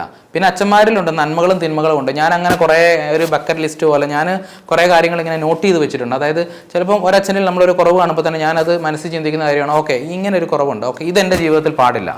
അപ്പം ഒരു നന്മ അച്ഛനിൽ കണ്ടു കഴിയുമ്പോഴത്തേനും ഓക്കെ ഇത് കൊള്ളാലോ, ഇത് നല്ലൊരു കാര്യമാണല്ലോ, ഇതെനിക്ക് ജീവിതത്തിൽ പാലിക്കണം, അങ്ങനത്തെ ഒരു ചിന്ത, അങ്ങനെ ഒരു ലിസ്റ്റൊക്കെ ഞാൻ മനസ്സിൽ ഇങ്ങനെ തയ്യാറാക്കി വെച്ചിട്ടുണ്ട്. അത് എത്രത്തോളം പ്രാവർത്തികമാക്കാൻ പറ്റുമോ എന്നറിയത്തില്ല. ചിലപ്പോൾ സാഹചര്യങ്ങളനുസരിച്ച് ചിലപ്പോൾ മാറുമായിരിക്കും. ഒരു ജോലിയിലൊക്കെ ആയിരുന്ന സമയത്താണ് സെമിനാരിയിൽ ചേരാമെന്ന ഉറച്ച തീരുമാനത്തിലേക്ക് ഡീക്കൻ എത്തുന്നത്. ഈ സെമിനാരിയിൽ ചേരുന്ന സമയത്തും അല്ലാതെ അതിൻ്റെ ഇടയിലുള്ള സമയത്തുമൊക്കെ ഒരുപാട് നെഗറ്റീവ് അല്ലെങ്കിൽ തടസ്സങ്ങൾ ഉണ്ടായിട്ടുണ്ടാകാം. അതിനെയൊക്കെ എങ്ങനെയാണ് അതിജീവിച്ചത്? ഞാൻ ചിന്തിക്കുന്ന ഒരു കാര്യം ഇതാണ്, അതായത് ദൈവം ആരെയും നേരിട്ട് വന്ന് ഇങ്ങോട്ട് വിളിക്കത്തില്ല. നീ ഇങ്ങോട്ട് പോര്, നീ ഈ വഴിക്ക്, നീ അച്ഛനാകുമ്പോൾ, നീ സന്യാസിനിയാകുമ്പോൾ, അല്ല നീ കല്യാണം കഴിച്ച് കുടുംബജീവിതം നയിക്കുന്ന ദൈവം ആരെയും വിളിക്കത്തൊന്നുമില്ല നേരിട്ട് വന്ന്. നമ്മൾ വളർന്നു വന്ന സാഹചര്യങ്ങളും നമ്മുടെ ജീവിതാനുഭവങ്ങളും നമ്മുടെ ചിന്തകളും ഒക്കെയാണ് നമ്മളെ ഒരു ദൈവവിളി തിരഞ്ഞെടുക്കുന്നതിന് നമ്മളെ സ്വാധീനിക്കുന്നത്. അല്ലാതെ നമ്മൾ ദൈവം നേരിട്ട് വന്ന് ആരെയും ഒന്നും വിളിക്കത്തൊന്നുമില്ല. ഞാൻ എല്ലാവരോടും പറഞ്ഞു കൊടുക്കുന്നൊരു കാര്യം അതാണ്. അപ്പം നമുക്ക് ചിലരുടെ ജീവിതം കണ്ടു കഴിയുമ്പോഴത്തേനും നമുക്ക് ചിലപ്പോൾ പറഞ്ഞു കൊടുക്കാം, ചിലപ്പോൾ നമുക്കൊരു മാർഗ്ഗദീപമായിട്ട് മാറാൻ സാധിക്കും. ഓക്കെ എടാ നിനക്ക് നല്ല ഇതായിരിക്കും എന്ന് തോന്നുന്നു, അല്ലെങ്കിൽ നിനക്കിങ്ങനെ നമുക്ക് പറഞ്ഞു കൊടുക്കാൻ സാധിക്കും അവരോട്. അപ്പം ഞാനിപ്പം ഞാൻ ആദ്യമേ പറഞ്ഞൊരു കാര്യമാണ്, അതായത് ഒത്തിരി ഈ ഒരു ദൈവവിളി തിരഞ്ഞെടുക്കുമ്പോൾ ഒത്തിരി നെഗറ്റീവായിട്ടുള്ള കാര്യം. എന്നെ സംബന്ധിച്ച് ഞാനത് അങ്ങനെ തിരഞ്ഞെടുത്ത് പോയി കഴിഞ്ഞപ്പോൾ എനിക്ക് നേട്ടമല്ലാതെ, എനിക്ക് കോട്ടങ്ങളൊന്നും അങ്ങനെ സംഭവിച്ചായിട്ട് എനിക്ക് തോന്നുന്നില്ല. നേട്ടങ്ങൾ മാത്രമേ സംഭവിച്ചിട്ടുള്ളൂ. പ്രത്യേകമായിട്ട് ഞാൻ ചിന്തിക്കുന്ന ഒരു കാര്യം ഇതാണ്, അതായത് പത്രോസ് ഈശോയുടെ വിളി കേട്ട് ഈശോയുടെ പുറകെ ഇറങ്ങി പുറപ്പെട്ടപ്പോൾ പത്രോസിൻ്റെ അമ്മായിമ്മയ്ക്ക് അസുഖം വന്നപ്പോൾ ഈശോ നേരിട്ടാണ് പത്രോസിൻ്റെ വീട്ടിലോട്ട് വന്നത്. വേറെ ആരെയും പറഞ്ഞു വിടുവല്ലേ, ഇത് ഈശോ നേരിട്ട് വന്നതാണ്. അതുപോലെ എൻ്റെ ജീവിതത്തിൽ അതായത് ഞാൻ സെമിനാരിലോട്ട് ചേരുന്ന ആ ദിവസം, അതായത് 2017 ജൂൺ 17 സെമിനാരിൽ ചേരുന്ന ദിവസം അന്നാണ് എൻ്റെ പെങ്ങൾക്ക് ജോലി കിട്ടുന്നത്. ഞാനന്ന് അവിടെ നിന്ന് ഇറങ്ങിയപ്പം എന്നേക്കാൾ 1 വയസ്സുള്ള ആളല്ലേ ഇത്, എന്നേക്കാൾ 1 വയസ്സ് ഇളയതാണ് ആൾ. അപ്പം പുള്ളിക്കാരിക്ക് ആ സമയത്ത് MSc കാരിയാണ്, MSc ഫിസിക്സ് കഴിഞ്ഞ് നിൽക്കുവാണ്. അസംഷൻ കോളേജിലാണ് BSc MSc പഠിച്ചത്. അതിനുശേഷം പുള്ളിക്കാരി അങ്ങനെ ജോലി ആയില്ലായിരുന്നു ആ സമയത്ത്. ഞാൻ കുറിച്ചിയിലോട്ട് അന്ന് ബാഗൊക്കെ ആയിട്ട് ഞാൻ ആദ്യമായിട്ട് വീട്ടിൽ നിന്ന് ഇറങ്ങുന്ന സമയത്ത് ഒരു കോള് വരുവാണ്, ഒരു ഫോൺ കോൾ വരികയാണ്. ഫോൺ കോൾ വന്നപ്പോൾ അവളോട് പറയുകയാണ് അവൾക്ക് ആലപ്പുഴ സെൻറ്റ് ജോസഫ് വുമൻസ് കോളേജിൽ ഇങ്ങനെ പ്രൊഫസറായിട്ട് ഇങ്ങനെ ഒരു ജോലി കിട്ടി എന്നുള്ളൊരു സന്തോഷ വാർത്ത. എനിക്കതൊരു ശുഭലക്ഷണമായിട്ടാണ് ഞാനത് കാണുന്നത്, ഒരു സന്തോഷമായിട്ടുള്ള. അപ്പോൾ എനിക്ക് കുറച്ചുകൂടെ ഒന്ന് ആത്മവിശ്വാസമായി. ഓക്കെ എൻ്റെ വിളി ശരിയാണ്, ദൈവം എന്നെ കടാക്ഷിക്കുന്നുണ്ട്. ഒത്തിരി കാര്യങ്ങൾ അങ്ങനെ എൻ്റെ ജീവിതത്തിൽ, പല കാര്യങ്ങളും ജീവിതത്തിൽ അങ്ങനെ ഉണ്ടായിട്ടുണ്ട്. പ്രത്യേകമായിട്ട് ഞാൻ എടുത്തു പറയേണ്ട ഒരു കാര്യം, എൻ്റെ പപ്പായുടെ മരണസമയത്ത് എനിക്ക് പപ്പായുടെ കൂടെ ആയിരിക്കാൻ സാധിച്ചു എന്നുള്ളതാണ് ഏറ്റവും പ്രധാനപ്പെട്ട ഒരു കാര്യം. ഞാനത് പലരും പറഞ്ഞ ഒരു കാര്യം ഇതാണ്, എടാ നീ അച്ഛനായി പോയി കഴിഞ്ഞാൽ നിൻ്റെ പപ്പാനെ ആര് നോക്കും, പ്രായമായി കഴിഞ്ഞാൽ ആര് നോക്കും, അങ്ങനെ പല രീതിയിൽ എന്നെ പിന്തിരിപ്പിക്കാൻ ശ്രമിച്ചു. പക്ഷേ എനിക്ക് ഏറ്റവും സന്തോഷകരമായിട്ടുള്ള ഒരു കാര്യം പപ്പായുടെ മരണസമയത്ത് എനിക്ക് കൂടെ ഉണ്ടാകാൻ സാധിച്ചു എന്നുള്ളതാണ്. എൻ്റെ ഒരു അവധിയുടെ സമയത്ത്, അവധി കഴിയുന്ന ആലുവ സെമിനാരി തിയോളജി സെക്കൻഡ് ഇയർ പഠിക്കുന്ന ആ ഒരു സമയത്ത് അവധി കഴിഞ്ഞ് തിരിച്ച് ഞാൻ സെമിനാരിലോട്ട് പോകേണ്ട ആ ഒരു സമയമായപ്പോഴത്താണ് പപ്പായുടെ ഒരു മരണം സംഭവിക്കുന്നത്. ആൾ മേലാതിരിക്കുമായിരുന്നു, കുറച്ച് നാൾ കിടപ്പായിരുന്നു. പക്ഷേ പെട്ടെന്ന് മരിച്ചു പോകുമെന്ന് നമ്മൾ വിചാരിച്ചില്ല. പക്ഷേ പെട്ടെന്നായിരുന്നു ആ ഒരു മരണം സംഭവിച്ചത്. അപ്പം പപ്പായുടെ കൂടെ ആയിരിക്കുവാനായിട്ട് എനിക്ക് സാധിച്ചു. ഈശോ ഔസേപ്പിതാവിൻ്റെ മരണസമയത്ത് ഈശോയും മാതാവും കൂടെ ഉണ്ടായിരുന്നത് പോലെ ഞാൻ അങ്ങനെയാണ് എൻ്റെ ചിന്ത ക്രമീകരിച്ചിരിക്കുന്നത്. അങ്ങനെയാണ് പപ്പായുടെ കൂടെ ആയിരുന്നു. പക്ഷെ പെങ്ങൾക്ക് സാധിച്ചില്ല. അവളുടെ കുടുംബജീവിതമായിട്ട് അവൾ വേറൊരു വഴിക്കായിരുന്നു. അപ്പോൾ 1.5 വയസ്സുള്ളൊരു കൊച്ചുണ്ട് അവൾക്ക്. അവളൊരു കുടുംബജീവിതമായിട്ട് അവൾ വേറൊരു വഴിക്കായിരുന്നു. എനിക്കപ്പം ഒത്തിരി സന്തോഷമുണ്ട് അങ്ങനെ പപ്പായുടെ കൂടെ. ഒരുപക്ഷെ ഞാനിപ്പോൾ കല്യാണം കഴിഞ്ഞു അല്ലെങ്കിൽ ഒരു ജോലിയിലായിരുന്നെങ്കിൽ ഉറപ്പായിട്ടും വിദേശത്തോ അല്ലെങ്കിൽ കുടുംബത്തിൻ്റെതായിട്ടുള്ള പ്രാരാബ്ദങ്ങളുമായിട്ട് ഞാൻ വേറെ ചിലപ്പോൾ ഒരുപക്ഷെ എനിക്ക് പപ്പായുടെ മരണസമയത്ത് പപ്പായുടെ കൂടെ ആയിരിക്കും. എല്ലാം തമ്പുരാൻ്റെ പദ്ധതിയായിട്ടാണ് ഞാൻ കരുതുന്നത്. തമ്പുരാൻ എല്ലാം എനിക്ക് ഏറ്റവും ബെസ്റ്റായിട്ട് തന്നെ തമ്പുരാൻ ഇതുവരെ ക്രമീകരിച്ചിരിക്കുന്നത്. ഇനിയും അങ്ങനെ തന്നെ ക്രമീകരിക്കും. കുറവുകളുള്ള ആളാണ് ഞാൻ, ഒത്തിരി കുറവുകളുള്ള ആളാണ്. പെർഫെക്റ്റ് ആണെന്ന് ഞാൻ പറയുന്നില്ല. പ്രത്യേകിച്ച് ഞാൻ ഒരു കാര്യം പെട്ടെന്ന് മനസ്സിലോട്ട് വരുന്നത്, നമ്മൾ സാധാരണ വൈദികരാകുമ്പോൾ പോകുമ്പോഴത്തേന് അൾത്താരപാലന്മാരെ, ഞാൻ അൾത്താരപാലനായിട്ട് ഇതുവരെ ഞാൻ കയറിയിട്ടില്ല. അൾത്താരപാലനായിട്ട് ഇതുവരെ ഞാൻ ഞാൻ പണ്ട് അതിന് ഉള്ള പരിശ്രമം നടത്തിയെന്ന് കയറാനായിട്ട്. അന്ന് പരിശ്രമം നടത്തിയ സമയത്ത് എൻ്റെ കൂട്ടുകാരൻ പറഞ്ഞു, എടാ അൾത്താരപാലനാകുവാണെങ്കിൽ എല്ലാ ദിവസവും പള്ളിയിൽ പോകേണ്ടി വരുമെന്ന് പറഞ്ഞു. അപ്പോൾ എനിക്ക് എല്ലാ ദിവസം പള്ളിയിൽ പോകേണ്ടി വരുമോ, അതുകൊണ്ട് അൾത്താരപാലനാകുന്നില്ല എന്ന് പറഞ്ഞ് പിന്മാറിയ ആളാണ് ഞാൻ. പക്ഷേ ഞാൻ എല്ലാ ദിവസവും പള്ളിയിൽ വരുമായിരുന്നു. എല്ലാ ദിവസവും പള്ളിയിൽ പോയിക്കൊണ്ടിരുന്ന കുട്ടിയാണ് ഞാൻ. എന്ത് പരീക്ഷ ഉണ്ടെങ്കിലും എന്തൊക്കെ ഉണ്ടെങ്കിലും ഞാൻ ജോലിയിലായിരുന്നപ്പോൾ സമയത്തും ജോലിയുടെ തിരക്കുകൾക്കിടയിലും ഞാനിവിടെ കാക്കനാട് ആയിരുന്ന പടമുകൾ എന്ന് പറയുന്ന സ്ഥലത്താണ് ഞാൻ താമസിച്ചുകൊണ്ടിരുന്നത്. ജോലി കാക്കനാടാണെങ്കിലും പടമുകളാണ് താമസിച്ചുകൊണ്ടിരുന്നത്. അവിടെ ഒരു ലാറ്റിൻ പള്ളിയിൽ ഞാൻ എല്ലാ ദിവസവും, അവിടെ അടുത്ത് സിറോ മലബാർ പള്ളിയൊന്നുമില്ല, അതുകൊണ്ട് വീടിന് താമസിക്കുന്ന അടുത്തായിട്ട് ലാറ്റിൻ പള്ളി മാക്സിമിലിയൻ കോൾബയുടെ ഒരു പള്ളിയാണ്. അവിടെ എല്ലാ ദിവസവും ഞാൻ പോകുമായിരുന്നു, പള്ളി കുർബാനയ്ക്ക് പോകുമായിരുന്നു. പഠിച്ചുകൊണ്ടിരിക്കുന്ന സമയത്താണെങ്കിലും ഞാൻ എന്ത് പരീക്ഷയൊക്കെയാണെന്ന് എന്തൊക്കെയാണെന്ന് പറഞ്ഞാലും ഞാൻ വിശുദ്ധ കുർബാനയിൽ പങ്കെടുക്കുന്നതിൽ താല്പര്യം കാണിച്ചിരുന്നു. അപ്പോൾ എനിക്കൊത്തിരി സന്തോഷമുണ്ട്. അത് ഒരുപക്ഷെ ചിലപ്പം മടിയോടുകൂടിയായിരിക്കാം പോകുന്നത്. ചിലപ്പം സ്കൂളിലൊക്കെ പഠിച്ചുകൊണ്ടിരിക്കുമ്പോൾ ചിലപ്പം മമ്മി രാവിലെ വിളിച്ച് എഴുന്നേൽപ്പിക്കും, എടാ പോടാ പള്ളിയിൽ പോടാ. അങ്ങനെയാണെങ്കിലും ഞാൻ പള്ളിയിൽ പോകുമായിരുന്നു. പിന്നെ പ്രാർത്ഥനയുടെ കാര്യത്തിനാണെങ്കിലും ഞാനൊരു സ്വയം പുകഴ്ത്തി പറയുന്നതൊന്നുമല്ല. പ്രാർത്ഥനയാണെങ്കിലും ഒരു യാന്ത്രികമായിട്ടാണെങ്കിലും ഞാൻ ജോലിയുടെ സമയത്ത്, ജോലിയൊക്കെ ആണെങ്കിലും നല്ല തിരക്കുകളൊക്കെ ഉണ്ടായ സമയത്താണെങ്കിലും വന്നു കഴിഞ്ഞാൽ രാത്രിയിലാണെങ്കിലും കുറച്ച് സമയം ഇരുന്ന് പ്രാർത്ഥിക്കാനായിട്ട്, അത് ഒരുപക്ഷെ ഞാൻ യാന്ത്രികമായിട്ടായിരിക്കും പ്രാർത്ഥിക്കുന്നത്. പക്ഷേ പ്രാർത്ഥിക്കാനായിട്ടുള്ള സമയം ഞാൻ തമ്പുരാൻ്റെ കൂടെ ആയിരിക്കാൻ സമയം കണ്ടെത്തിയിരുന്നു. അതൊക്കെ എനിക്ക് ഒത്തിരി ഉപകാരപ്പെട്ടിട്ടുണ്ട്. ഇപ്പോൾ നമ്മൾ ഒരു കാര്യം ചെയ്യാൻ തീരുമാനിക്കുമ്പോൾ ചുറ്റിലും നെഗറ്റീവാണ് സംഭവിക്കുന്നത്. എങ്കിലും ദൈവം ആർക്കും മനസ്സിലാക്കാൻ പറ്റാത്ത ചില കാര്യങ്ങൾ നമുക്ക് വേണ്ടി മാറ്റിവെക്കാനും അത് കണ്ടെത്തിയാൽ അത് ദൈവഹിതമാണെന്ന് തിരിച്ചറിഞ്ഞാൽ അതിനെ എങ്ങനെയാണ് ഡീക്കൻ സ്വീകരിക്കുക? നമുക്കങ്ങനെ പറയാൻ സാധിക്കും. അതായത് ഞാൻ സെമിനാരിൽ ചേർന്ന സമയത്ത് ഞാൻ പഠിക്കാനൊന്നും അത്ര മിടുക്കനൊന്നും അല്ലായിരുന്നു. എനിക്ക് പഠനത്തെപ്പറ്റി ഒത്തിരി ആകുലതകളുണ്ടായിരുന്നു. സെമിനാരിൽ ചേർന്ന് കഴിയുമ്പോൾ തന്നെ, പ്രത്യേകിച്ച് ആലുവ സെമിനാരിലൊക്കെ ഒത്തിരി നല്ല പഠിക്കുന്ന കുട്ടികളാണ് വരുന്നതെന്നൊക്കെയുള്ളൊരു ചിന്ത നമ്മുടെ മനസ്സിലുണ്ട്.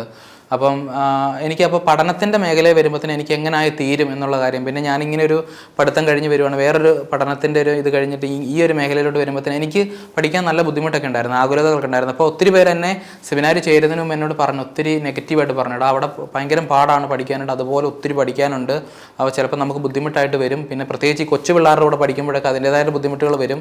അവരോടൊക്കെ ഒന്ന് ഇടിച്ച് നിൽക്കണമെങ്കിൽ, അവരോടൊക്കെ കോമ്പീറ്റ് ചെയ്ത് നിൽക്കണമെങ്കിൽ ഇച്ചിരി ബുദ്ധിമുട്ടായിരിക്കും എന്ന് പറഞ്ഞു. തമ്പുരാൻ എല്ലാം വളരെ നല്ല രീതിയിൽ തന്നെ ക്രമീകരിച്ചു തന്നു. ഡീക്കന് ഏറ്റവും ഇഷ്ടപ്പെട്ട ഒരു വിശുദ്ധൻ ഉണ്ടോ? അത് ആരാണ്? എനിക്ക് ഏറ്റവും ഇഷ്ടപ്പെട്ട വിശുദ്ധൻ പാദ്രെ പിയോയാണ്. പാദ്രെ പിയോയുടെ അത് ഇഷ്ടപ്പെടാനുള്ള കാരണം എന്ന് പറഞ്ഞാൽ അദ്ദേഹത്തെ ഒരു സമയത്ത് അദ്ദേഹത്തിൻ്റെ ചരിത്രം വായിച്ചു കഴിഞ്ഞപ്പോൾ ഒരു പ്രത്യേക ഒരു കാര്യം എന്നെ സ്ട്രൈക്ക് ചെയ്തു. അതായത് അദ്ദേഹത്തിന് പൊതുവായിട്ട് വിശുദ്ധ കുർബാന അർപ്പിക്കുന്നതിൽ നിന്ന് അദ്ദേഹത്തെ ഒരു സമയം മാറ്റി നിർത്തിയപ്പം ആളുകൾ ചോദിച്ചു, അച്ഛാ എന്താണ് അങ്ങനെ, ഇതിനെപ്പറ്റി എന്താണ് പറയാനുള്ളതെന്ന് പറഞ്ഞപ്പം അദ്ദേഹം പറഞ്ഞൊരു കാര്യം ഇതാണ്, will of the authority is the will of God.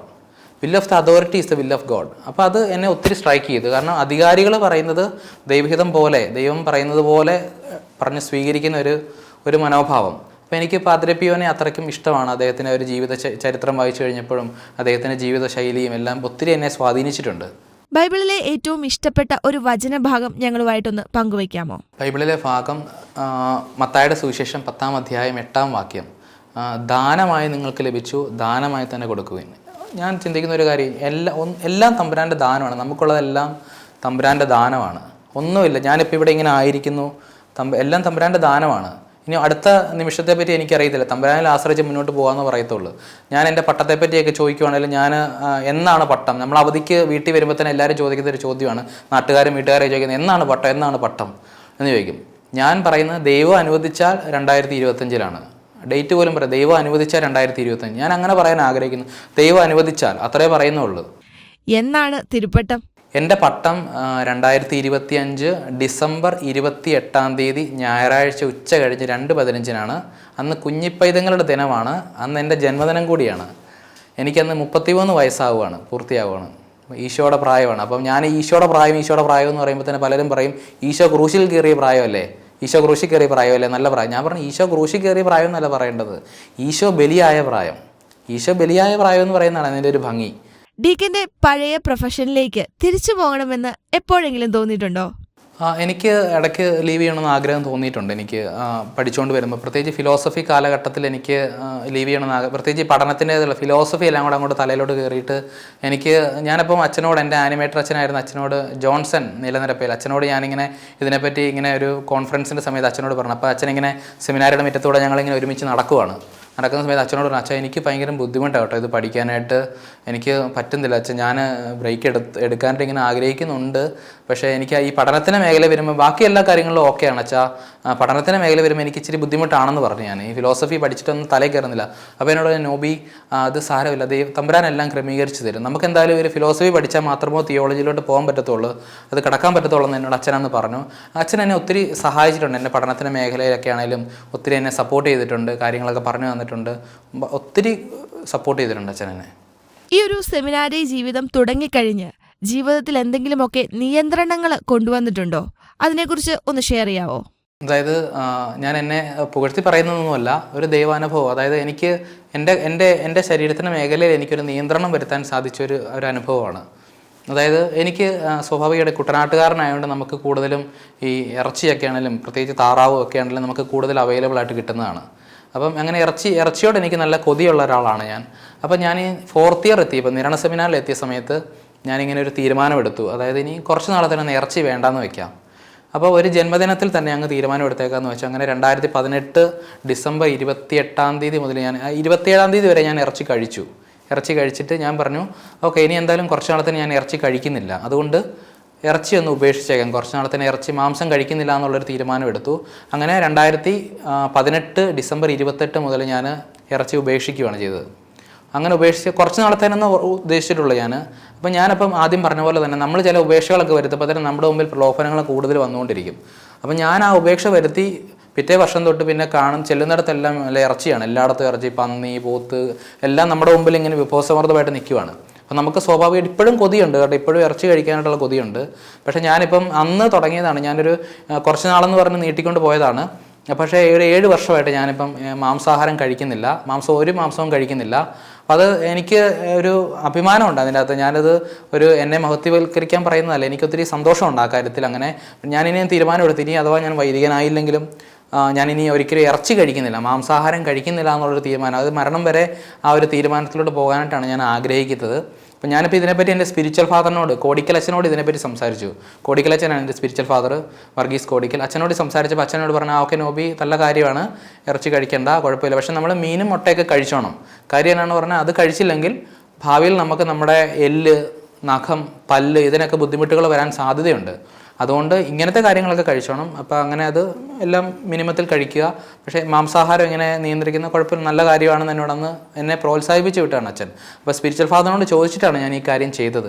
അപ്പോൾ ആ കാര്യത്തിൽ എനിക്കൊരു സന്തോഷമുണ്ട്. അങ്ങനെ ഡീക്കനെ ജീവിതത്തിൽ സ്വാധീനിച്ച എഴുത്തുകളോ പുസ്തകങ്ങളോ എഴുത്തുകാരോ ഒക്കെ ഉണ്ടായിട്ടുണ്ടോ? പുസ്തകത്തെപ്പറ്റി എനിക്കിഷ്ടപ്പെട്ടൊരു പുസ്തകം എന്ന് പറഞ്ഞാൽ ദിവ്യകാരുണ്യത്തിൻ്റെ വാനമ്പാടി എന്ന് പറഞ്ഞ അജ്നയുടെ പുസ്തകം, അജ്ന ജോർജ്, അദ്ദേഹത്തിന് ആ പുള്ളിക്കാരുടെ ഒരു ജീവിതാനുഭവം. അത് ഞാൻ സെമിനാറിലായിരുന്നപ്പോഴാണ് ആ പുസ്തകത്തെപ്പറ്റി വായിക്കുന്നത്.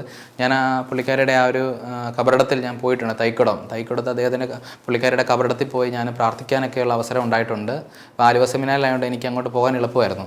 അപ്പം അങ്ങനെ പുള്ളിക്കാരുടെ ഒരു ജീവിതാനുഭവം വായിച്ചു കഴിഞ്ഞപ്പോൾ എന്നെ ഒത്തിരി സ്വാധീനിച്ചിട്ടുണ്ട്. ഇഷ്ടപ്പെട്ട സിനിമകളെക്കുറിച്ചോ അല്ലെങ്കിൽ വ്യക്തികളെക്കുറിച്ചോ ഒക്കെ ഒന്ന് ഷെയർ ചെയ്യാവോ? സിനിമയെ ഞാൻ ഒത്തിരി ഇഷ്ടപ്പെടുന്ന ഒരു വ്യക്തിയാണ്. പ്രത്യേകിച്ച് സിനിമാ നടൻ എന്ന് പറഞ്ഞാൽ മോഹൻലാലിനോട് ഒരു താല്പര്യം സ്വാഭാവികമായിട്ടും ഉണ്ട്. നല്ലൊരു നടനാണ്, ഒരു നല്ല നടൻ എന്നുള്ള നിലയിൽ എനിക്ക് അദ്ദേഹത്തെ വലിയ ഇഷ്ടമാണ്. നല്ലൊരു നടന വൈഭവം നമുക്ക് അദ്ദേഹത്തിൽ കാണാൻ സാധിക്കുന്നുണ്ട്. സെമിനാരി ജീവിതം നമുക്കറിയാം ഒരു നീണ്ട കാലയളവാണ്. ഈ സമയത്ത് പല അനുഭവങ്ങളിലൂടെ നമ്മൾ കടന്നു പോകും. സെമിനാരിയിൽ ആയിരുന്ന സമയത്ത് ഡീക്കനുണ്ടായ ഒരു അനുഭവം ഞങ്ങളുമായിട്ടൊന്ന് പങ്കുവയ്ക്കാമോ? ഞാൻ വടവാതൂർ സെമിനാരി ഫിലോസഫി പഠിച്ചു, 2 വർഷം പഠിച്ചിട്ടുള്ളൂ. പക്ഷേ അതിനേക്കാൾ കൂടുതൽ 4 വർഷത്തോളം ആലുവ സെമിനാരി, മംഗലപ്പുഴ സെമിനാരിലാണ് ഞാൻ കൂടുതലായിട്ട് പഠിച്ചത്. അതുകൊണ്ട് ആ സെമിനാരി എന്നെ കൂടുതലായിട്ട് സ്വാധീനിച്ചിട്ടുണ്ട്. അതിൻ്റെ കാരണമെന്ന് പറഞ്ഞാൽ നമുക്ക് അവിടെ സെമിനാരിയിൽ പഠിക്കുന്നത് പല സ്ഥലങ്ങളിൽ നിന്നുള്ള ബ്രദേഴ്സ് വരുന്നത്, വിൻസെൻഷൻകാർ, പല കോൺഗ്രിഗേഷൻകാരും പല സ്ഥലങ്ങളിൽ നിന്ന് വരുമ്പോൾ നമുക്ക് കൂടുതൽ അവരുമായിട്ട് കൂടുതൽ ആക്സസ്, നമുക്ക് ലോകത്ത് എവിടെ ചെന്ന് കഴിഞ്ഞാലും നമുക്ക് സൗഹൃദമുണ്ട്, ഒരു ഹെൽത്തി റിലേഷൻഷിപ്പ് അവരുമായിട്ട് കീപ്പ് ചെയ്യാനായിട്ട് സാധിച്ചു. ഒരു നല്ല വൈഡായിട്ടുള്ള ഒരു ഫ്രണ്ട്ഷിപ്പ് നമുക്ക് അവിടെ ലഭിച്ചിട്ടുണ്ട് അവിടെ. പിന്നെ സെമിനാരി വളരെ ഓപ്പണാണ്, വളരെ നമുക്ക് നല്ല ഫ്രീഡമാണ് അവിടെ സെമിനാരിയിൽ. അപ്പോൾ ഒത്തിരി ആ സെമിനാരിലായിരുന്ന സമയത്ത് ഒത്തിരി സന്തോഷകരമായിട്ടുള്ള അനുഭവങ്ങളായിരുന്നു ലഭിച്ചത്. പ്രത്യേകിച്ച് സെമിനാരിൽ ഈ പാസ്റ്റൽ വർക്കിന് പോകുമ്പോൾ ഞായറാഴ്ചകളിൽ ഞങ്ങളിങ്ങനെ പാസ്റ്ററിന് പോകുമ്പോൾ ഏതോ കാറ്റഗിസം പഠിപ്പിക്കുക, അച്ഛനെ കുർബാന, കുടുംബ കൂട്ടായ്മ ഇതിനൊക്കെ സഹായിക്കുക, ഇതിനു വേണ്ടിയൊക്കെ ഞങ്ങൾ പോകുമായിരുന്നു. അപ്പോൾ എനിക്ക് ആദ്യമായിട്ട് കിട്ടിയൊരു പള്ളി തേശ്ശേരി എന്ന് പറയുന്നൊരു പള്ളിയായിരുന്നു. പേരാമ്പ്ര, ഇരിങ്ങാലക്കുടയാണ്. 4 വർഷവും 4 പള്ളികൾ ഇരിങ്ങാലക്കുടയിലാണ് പോയത്. പേരാമ്പ്ര എന്ന് പറയുന്നൊരു പള്ളിയിലാണ് പോയത്. അപ്പോൾ പേരാമ്പ്രയിലെ തേശ്ശേരി എന്ന് പറയുന്നൊരു പള്ളിയിൽ അവിടെ ഒരു 5 മാസക്കാലം ആദ്യത്തെ അവിടെ ഉണ്ടായിരുന്നു. അപ്പോൾ അവിടെ ഒരു നല്ലൊരു എൻ്റെ ആദ്യത്തെ ഒരു അനുഭവമായിരുന്നു അവിടെ. അപ്പം അവിടെ കാറ്റഗിസം 12ാം ക്ലാസ്സിൽ പഠിപ്പിക്കാൻ സാധിച്ചു. അതിനുശേഷം രണ്ടാമത് പോയത് വെണ്ണൂരെന്ന് പറയുന്നൊരു ഇടവകയിലാണ് പോയത്. അവിടെ 1 വർഷക്കാലം അവിടെ ഉണ്ടായിരുന്നു. അവിടെയും നല്ല അനുഭവമായിരുന്നു. അവിടെ കൂടുതൽ ഞാൻ അവിടെ ഇൻവോൾവ് ആയിരിക്കുന്നത് വെണ്ണൂരാണ്. വെണ്ണൂർ പള്ളിയിലാണ് കൂടുതൽ എനിക്ക് ഇൻവോൾവ് ആകാൻ സാധിച്ചത്. കുറേ എന്നെ വളർത്തിയിട്ടുണ്ട് ആ പള്ളി. അവിടുത്തെ അച്ഛനും അവിടുത്തെ അധ്യാപകരും ഒക്കെ ആണെങ്കിലും ഒത്തിരി, എന്നെ HM ഒക്കെ ആണെങ്കിലും ഒത്തിരി നമുക്ക് വേണ്ട കറക്ഷൻസ് ഒക്കെ തരുമ്പോൾ, നമുക്ക് ഇപ്പോൾ കുടുംബ കൂട്ടായ്മയിൽ നമ്മളൊരു പ്രസംഗം പറയുമ്പോൾ ചിലപ്പോൾ എന്തെങ്കിലും കറക്ഷൻസ് ഒക്കെ കാണും അതിൻ്റെ അകത്ത്. അപ്പോൾ സിസ്റ്റേഴ്സൊക്കെ ആണെങ്കിലും ഒത്തിരി കറക്ഷൻ തന്നിട്ടുണ്ട്. അതിനുശേഷം ഞാൻ മൂന്നാമത് പോയത് കുഴിക്കാട്ടുശ്ശേരി എന്നുള്ള ഒരു സ്ഥലമാണ്. മറിയം തെരേസ്യയുടെ കബറിടപ്പള്ളിയാണ്. അവിടെ പുത്തഞ്ചിറ ഈസ്റ്റ് എന്ന് പറഞ്ഞാണ് ലഭിച്ചത്. പക്ഷേ കുഴിക്കാട്ടുശ്ശേരിയിലാണ്. അവിടെ പള്ളിപ്പണിയൊക്കെ നടക്കുന്നതുകൊണ്ട് ആദ്യമായിട്ടൊരു ബ്രദറിന് അവിടെ അവസരം കിട്ടിയതാണ് കുഴിക്കാട്ടുശ്ശേരിയിൽ. അങ്ങനെ അവിടുത്തെ ആദ്യത്തെ ആളാണ് ഞാൻ കുഴിക്കാട്ടുശ്ശേരിയിൽ. അവിടെ ഞാൻ പ്രത്യേകിച്ച് കാറ്റഗിസം ഒന്നും പഠിപ്പിച്ചിട്ടൊന്നുമില്ല. പക്ഷേ എനിക്ക് അവിടെ നല്ലൊരു അനുഭവമായിരുന്നു. അവിടെ അച്ഛനെ സഹായിക്കാനും പള്ളിയിലെ കാര്യങ്ങളിലൊക്കെ കൂടുതൽ ഇൻവോൾവ് ആകാനും ഒക്കെ സാധിച്ചിട്ടുണ്ട്. അവിടുന്ന് ഒത്തിരി നമുക്ക് നല്ല കറക്ഷൻസ് മാത്രമല്ല പറയും, നമുക്ക് പ്രോത്സാഹനങ്ങൾ ഒത്തിരി നമുക്ക് ലഭിച്ചിട്ടുണ്ട് മുന്നോട്ട് പോകാനായിട്ടുള്ളത്. പിന്നെ അവസാനം പോയത് മടത്തമ്പടി എന്ന് പറയുന്നൊരു പള്ളിയിലായിരുന്നു. അവിടെയാണ് എൻ്റെ അവസാനത്തെ ഡീക്കൻ മിനിസ്ട്രി. അവിടെയാണ് ഞാൻ ഔദ്യോഗികമായിട്ട് പ്രസംഗം പരിശീലിച്ചത്. നമുക്ക് ഡീക്കനായാൽ മാത്രമേ നമുക്ക് പ്രസംഗിക്കാൻ ഔദ്യോഗികമായിട്ട് കാനോനിക നിയമപ്രകാരം അനുവാദമുള്ളൂ. ഞാൻ എൻ്റെ പ്രസംഗമൊക്കെ പരിശീലിച്ച് തുടങ്ങുന്ന അവിടെയാണ്, മടത്തമ്പടിയിൽ. അവിടെ ഏകദേശം ഒരു 6 മാസക്കാലം ഞാൻ അവിടെ ഉണ്ടായിരുന്നു. അപ്പോൾ അവിടെയാണ് എല്ലായിടത്തും ഈ പാസ്റ്റർ പള്ളികളിലൊക്കെ എന്നെ ഒത്തിരി വളർത്തിയിട്ടുണ്ട്. അവിടെ ഒത്തിരി പേര് നമുക്ക് പ്രാർത്ഥിക്കാനായിട്ടുണ്ട്. ഒത്തിരി നല്ല രീതിയിൽ നമ്മളെ വളർത്തിയിട്ടുണ്ട് അവിടെ. ഇതാ പൗരോഹിത്യം സ്വീകരിക്കാനായിട്ട് ഒരുങ്ങിയിരിക്കുകയാണ്.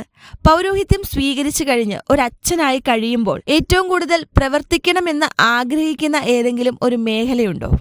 എനിക്ക് കൂടുതലും ഈ പ്രായമായിട്ടുള്ള ആളുകളെ നോക്കാനായിട്ടാണ് എനിക്ക് കൂടുതൽ താല്പര്യം കൂടുതൽ. പ്രത്യേകിച്ച് എൻ്റെ പപ്പാനെ എങ്ങനെ പ്രായമായ പപ്പ, ഞാൻ ആദ്യമേ പറഞ്ഞു പപ്പ താമസിച്ചാണ് കല്യാണം കഴിച്ചത്. അപ്പം 46-ാം വയസ്സിലുള്ള കുട്ടിയാണ് ഞാൻ. 47-ാം വയസ്സിലാണ് എൻ്റെ പെങ്ങൾ. അപ്പം സ്വാഭാവികമായിട്ട് ഇത്രയും സമയത്ത് തന്നെ പപ്പായ്ക്കും അത്യാവശ്യം പ്രായമൊക്കെ ആയി, ആൾ കിടപ്പായി. അപ്പോൾ പപ്പാനെ കിടക്കുന്ന സമയത്താണെങ്കിലും മമ്മിയോടൊപ്പം തന്നെ പപ്പാനെ കൂടുതലായിട്ട് നോക്കാനായിട്ടുള്ളൊരു ഇത് പപ്പായുടെ A to Z കാര്യങ്ങൾ, ഒരു മനുഷ്യൻ കിടക്കുമ്പോൾ A to Z കാര്യങ്ങൾ നോക്കാനാണ്. അതിന് എനിക്ക് പ്രത്യേകിച്ച് അങ്ങനെ ഒരു അറപ്പോ അങ്ങനെ ഒന്നും എനിക്ക് തോന്നുന്നില്ല. എനിക്ക് അങ്ങനെ ചെയ്യാനായിട്ട് തോന്നുന്നില്ല. ഞാൻ വളരെ സന്തോഷത്തോടുകൂടിയാണ് ചെയ്യുന്ന ആ കാര്യങ്ങൾ. അപ്പോൾ എനിക്ക് അങ്ങനത്തെ ഒരു മേഖലയോടാണ് എനിക്ക് കൂടുതൽ താല്പര്യം, അങ്ങനെ മേഖലയോടാണ്. പിന്നെ നമുക്ക് പറയാം, നമ്മൾ പിതാക്കന്മാർ പറയുന്നതനുസരിച്ച് നമ്മൾ ഏത് ശുശ്രൂഷ മേഖലയാണ് അവർ പറയുന്നത് നമ്മൾ അനുസരിക്കുക എന്നുള്ളതേ ഉള്ളൂ. അപ്പോൾ എനിക്ക് കൂടുതൽ താല്പര്യം ഇതാണ്. പ്രത്യേകിച്ച് നമുക്കറിയാം നമ്മുടെ ഈ കുട്ടികളെല്ലാം ഇപ്പോൾ എല്ലാവരും മൈഗ്രേറ്റ് ചെയ്ത് പോവുകയാണ്, വിദേശത്തൊക്കെ പോവുകയാണ്. അപ്പോൾ കൂടുതലും ഇനിയും മുന്നോട്ട് വരുന്ന ഒരു കാലഘട്ടത്തിൽ കൂടുതലും പ്രായമായിട്ടുള്ളവർ ഒക്കെയാണ് കൂടുതൽ ഇവിടെ ആയിരിക്കുന്നത്. അവരുടെ പേരൻസ് ഒക്കെ പ്രായമായിട്ട് അവരിവിടെ ആയിരിക്കും. ചിലപ്പോൾ അവരൊക്കെ ഒരു ഒറ്റപ്പെടലിൻ്റെയൊക്കെ അവസരങ്ങളിലൊക്കെ ആയിരിക്കുന്നത്. അപ്പോൾ അവരോട് കൂടെ ഒന്ന് ആയിരിക്കുവാനും അവരോടുകൂടെ സംസാരിക്കുവാനായിട്ടൊക്കെ എനിക്ക് ഒത്തിരി താല്പര്യമാണ്. ഞാൻ പാസ്റ്റർ പള്ളിയിലൊക്കെ പോയി കഴിഞ്ഞപ്പോഴാണെങ്കിലും അവിടെയാണെങ്കിലും ഞാൻ കൂടുതലും പ്രായമായവരോട് കൂടി, നമ്മളെല്ലാ മേഖലയിലും ഉണ്ടെങ്കിൽ പോലും നമ്മൾ കൂടുതലും പ്രായമായവരോട് കൂടുതൽ പ്രത്യേക ഒരു അനുകമ്പ എനിക്ക് അറിയാതെ എന്നിൽ നിന്ന് വരികയാണ്. ഒരുപക്ഷെ ഞാൻ ചിന്തിക്കുന്നത് എൻ്റെ പപ്പായോട് ഉണ്ടായിരുന്ന ആ ഒരു മനോഭാവം തന്നെ അറിയാതെ എന്നിലേക്ക് വരുന്നതായിട്ടാണ് തോന്നുന്നത്. അപ്പം ഉദാഹരണം പറയുവാണെങ്കിൽ ഇപ്പം നമ്മൾ പലരും ശ്രദ്ധിക്കാതെ പോകുന്നൊരു കാര്യമാണ്. അതായത് പ്രായവരെ അവരെ ഇനി ഒന്നിനും കൊള്ളത്തില്ല എന്നുള്ളൊരു ചിന്തയാണ് പലർക്കും വരുന്നത്. ഇനി അവരെ പോട്ടെ, അവരുടെ വഴിക്ക്. ഇനി യങ് ജനറേഷൻ അവരെ നമുക്ക് കൂടുതൽ ആശ്രയിക്കാം. പക്ഷേ പ്രായമായവർ അവരൊരു കാലത്ത് ഇതായിരുന്നു, നമ്മൾ പറയത്തില്ലേ പഴുത്തല വീഴുമ്പോൾ പച്ചല ഇരിക്കുന്നു എന്ന് പറയത്തില്ലേ, അതേതാ നമുക്ക് പ്രത്യേകിച്ച് ഇപ്പം നമ്മളൊന്ന് ഒരു ചെറിയൊരു കാര്യം ഞാൻ പറയുന്ന ഒരു കാര്യം ഇതാണ്. അതായത് പള്ളിയിൽ നിന്ന് ഇറങ്ങുവാണ്, കുർബാന കഴിഞ്ഞ് പള്ളിയിൽ നിന്ന് പുറത്തോട്ട് ഇറങ്ങുവാണ്. അപ്പം ഒരച്ചായൻ ഇങ്ങനെ കാണുവാണ്, ഒരച്ചായൻ ചെരുപ്പിടാനായിട്ട് ഇങ്ങനെ ബുദ്ധിമുട്ടുന്നു. അതായത് ഇങ്ങനെ ഒരു കഥകയിലൊക്കെ പിടിച്ചുകൊണ്ട് ആൾ ചെരുപ്പിടുവാണ്. അപ്പോൾ ഞാനങ്ങനെ പലപ്പോഴും ഞാനപ്പോൾ 1-2 പ്രാവശ്യമൊക്കെ അങ്ങനെ ആളെ ഇങ്ങനെ സഹായിച്ചിട്ടുണ്ട്. നമുക്ക് ചെയ്യാൻ പറ്റുന്ന ഒരു കാര്യം, വലിയ കാര്യമൊന്നുമല്ല. നമ്മൾ ഈ do ordinary things with an extra ordinary love. ചെറിയ കാര്യങ്ങൾ വലിയ സ്നേഹത്തോടെ ചെയ്യുക. അത് ചിലപ്പോൾ ആരും ശ്രദ്ധിക്കത്തൊന്നും ഇല്ലായിരിക്കും, പക്ഷെ ആളെ ഒന്ന് സഹായിക്കുക. അപ്പം ചിലപ്പോൾ അവർ പറയുമായിരിക്കും, അച്ഛൻ വേണ്ട വേണ്ട വേണ്ട, അച്ഛൻ വേണ്ട, അങ്ങനെ പറയുമായിരിക്കും. ചിലപ്പോൾ ആ വ്യക്തി ആ പ്രായം നിന്ന് അച്ഛൻ പറയുമായിരിക്കും. നമ്മളെക്കൊണ്ട് പറ്റുന്ന രീതി, 2ാം കുഞ്ഞിനും തന്നാലായത്, നമ്മളെക്കൊണ്ട് പറ്റുന്ന രീതിയിൽ നമ്മൾ ചെയ്യുക. കാര്യം ഒന്ന് ചെരുപ്പൊന്നും ഇടാനും സഹായിച്ചെന്ന് നമ്മുടെ കൈ തേഞ്ഞു പോകത്തൊന്നുമില്ല. നല്ലൊരു കാര്യമാണ്. അങ്ങനെ അവരുടെ സഹായിക്കുക. ഒന്ന് നടക്കാനായിട്ടൊന്ന് ഒരു പള്ളിയിൽ നിന്ന് സ്റ്റെപ്പ് ഇറങ്ങുവാണ്, ആ വ്യക്തിനെ ഒന്ന് കൊച്ചച്ഛൻ അല്ലെങ്കിൽ വികാരിച്ചൻ ഒന്ന് കണ്ടൊന്ന് സഹായിച്ചെന്ന് പറഞ്ഞുകൊണ്ട് ഒന്നും വരാൻ പോകുന്നില്ല, അവിടെ ആകാശം വെടിഞ്ഞു വീഴാനൊന്നും പോകുന്നില്ല. അതാണ് ഡീക്ക. ഇനി വളരെ പ്രധാനപ്പെട്ട ഒരു കാര്യം, ഞങ്ങളെ പട്ടത്തിന് വിളിക്കുന്നില്ലേ? സ്നേഹമുള്ളവരെ, അപ്പം പ്രത്യേകമായിട്ട് ഞാൻ ആദ്യമേ പറഞ്ഞ പോലെ തന്നെ 2025 ഡിസംബർ 28-ാം തീയതി കുഞ്ഞിപ്പൈതങ്ങളുടെ ദിനം. അന്നാണ് ഞായറാഴ്ച, എൻ്റെ പട്ടമാണെന്ന്. അന്ന് എനിക്ക് പറഞ്ഞ പോലെ എൻ്റെ ജന്മദിനമാണെന്ന്, 33 വയസ്സ് പൂർത്തിയാകുകയാണെന്ന്. അപ്പം പ്രത്യേകിച്ച് നിങ്ങൾ പ്രാർത്ഥനാ സഹായം ചോദിക്കുവാണ്. നിങ്ങളുടെ പ്രത്യേകിച്ച് എനിക്ക് വേണ്ടി ഒരു നന്മ നിറഞ്ഞ പറയുമേ എല്ലാ ദിവസവും ഒന്ന് ചൊല്ലുവാണെങ്കിൽ സന്തോഷമായിരുന്നു. പ്രത്യേകിച്ച് ഈ പട്ടം കിട്ടുന്ന ആ ഒരു സമയം, ഇന്ന് മുതൽ പട്ടം കിട്ടുന്ന ആ ഒരു സമയം വരെയെങ്കിലും ഒരു ജപമാല ഞാൻ ചോദിക്കുന്നില്ല, ഒരു രഹസ്യം ചോദിക്കുന്നില്ല, ഒരു നന്മ നിറഞ്ഞ പറയുമ്പോൾ മാത്രം. ഞാൻ ഈ പാസ്റ്റർ പള്ളിയിൽ നിന്നില്ല യാത്രയപ്പ് സമ്മേളനത്തിൽ ഞാൻ അവരോട് പറയുന്ന ഒരു കാര്യം ഇതാണ്, ഇത്രയേ പറയുന്നുള്ളൂ. ഒരു നന്മ നിറഞ്ഞ പറയുമ്പോൾ എനിക്ക് വേണ്ടി ചൊല്ലണം. ഇനി അഥവാ മറന്നു പോയിട്ടില്ലെങ്കിൽ ഈ നിമിഷം തൊട്ട് തുടങ്ങാം. അത്രേ ഞാൻ പറയുന്നുള്ളൂ. പ്രിയപ്പെട്ടവരെ, എനിക്ക് വേണ്ടി പ്രത്യേകമായിട്ട് ചൊല്ലണം. ഒപ്പം തന്നെ ഒരു കാര്യം, നമ്മുടെ ബാച്ചുകാർ, ഞങ്ങൾ 15 പേരാണ് ഇത്തവണ പട്ടം കിട്ടുന്നത്. 15 പേർക്ക് വേണ്ടിയും അവർക്ക് ഒത്തിരി സങ്കോചങ്ങളുണ്ട്, ഒത്തിരി ആകുലതകളുണ്ട്. പട്ടം എങ്ങനെ ആയി തീരും എന്നുള്ളതിനെപ്പറ്റി എന്നെപ്പോലെ തന്നെ ഒത്തിരി ആകുലതകളുണ്ട് അവർക്കും. അപ്പം എല്ലാം ഭംഗിയായിട്ട് ദൈവം ക്രമീകരിച്ച് തരുന്നതിന് വേണ്ടി തമ്പുരാനോട് നമുക്ക് ചോദിക്കാം പ്രത്യേകമായിട്ട്. അപ്പോൾ എല്ലാവരും പ്രാർത്ഥിക്കുക. പ്രത്യേകം ഞങ്ങൾ 15 പേർക്ക് വേണ്ടി, ഒപ്പം തന്നെ ആഗോള കത്തോലിക്ക സഭയിലെ എല്ലാവർക്കും ഈ വർഷം വേണ്ടി പൗരോഹിത്യം സന്യാസത്തിലോട്ട് പ്രവേശിക്കുന്ന എല്ലാവർക്കും വേണ്ടി നിങ്ങൾ പ്രത്യേകം പ്രാർത്ഥിക്കണം. ഈശോ എല്ലാവരെയും സമൃദ്ധമായിട്ട് അനുഗ്രഹിക്കട്ടെ.